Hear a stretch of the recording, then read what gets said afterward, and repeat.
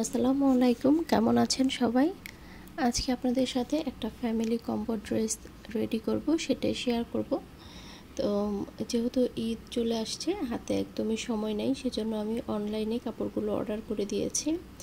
আর এইদিকে রং তৈরি করে নিচ্ছি। অনেক আপুরাই প্রশ্ন করেছেন আমি কিভাবে রং করি, এগুলো কি দিয়ে রং তৈরি করছি। এগুলো হচ্ছে রং তৈরি করার কেমিক্যাল এনকে বাইন্ডার, এপ্রিটন, তারপর হচ্ছে অ্যাক্রামিনের র কালার দিয়ে রঙগুলো সাধারণত তৈরি করে থাকি।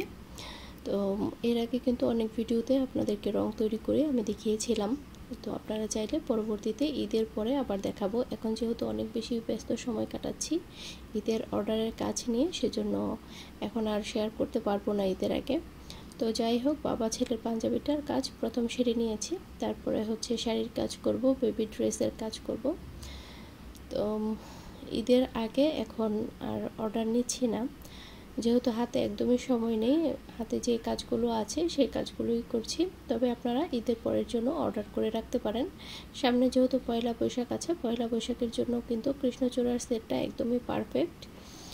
আর কৃষ্ণচূড়ার কাজগুলো করার পরে এত বেশি সুন্দর লাগে, আর সবাই অনেক অনেক পছন্দ করেছে। এইবার আমার পেজে সবচেয়ে বেশি সেল করেছি কৃষ্ণচূড়ার কাজটা। যারা সামনাসামনি দেখেছে তারা যেরকম পছন্দ করেছে, আপনারা অফলাইনেও অনেক অনেক পছন্দ করেছেন, অনলাইনেও পছন্দ করেছেন। আসলে কৃষ্ণচূড়াটা পছন্দ করার মতোই একটা ড্রেস। ঈদের দিন পরিবারের সবাই যদি এরকম ম্যাচিং ড্রেস পরা হয়, তাহলে কিন্তু ঈদের আনন্দটা অনেক গুণে বেড়ে যায়।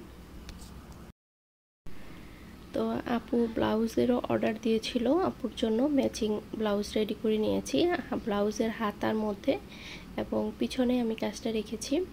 যেহেতু সামনের অংশে কাজ করলেও দেখা যাবে না, এটা সামনে তো আঁচল দিয়ে ঢাকাই থাকে, সেজন্য পিছনে করেছি। আর ব্লাউজের পিছনে কাজ থাকলে কিন্তু দেখতে বেশ ভালো লাগে। শাড়ির সাথে এরকম ম্যাচিং ব্লাউজগুলো পরলে অনেক বেশি স্মার্ট লাগে দেখতে।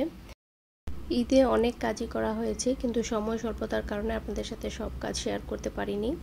তবে ভিডিও করা আছে, আমি আস্তে আস্তে আপনাদের সাথে শেয়ার করব। আর সামনে তো থাকবেই ঈদের ভিডিও। তো আজকে এখানেই শেষ করছি।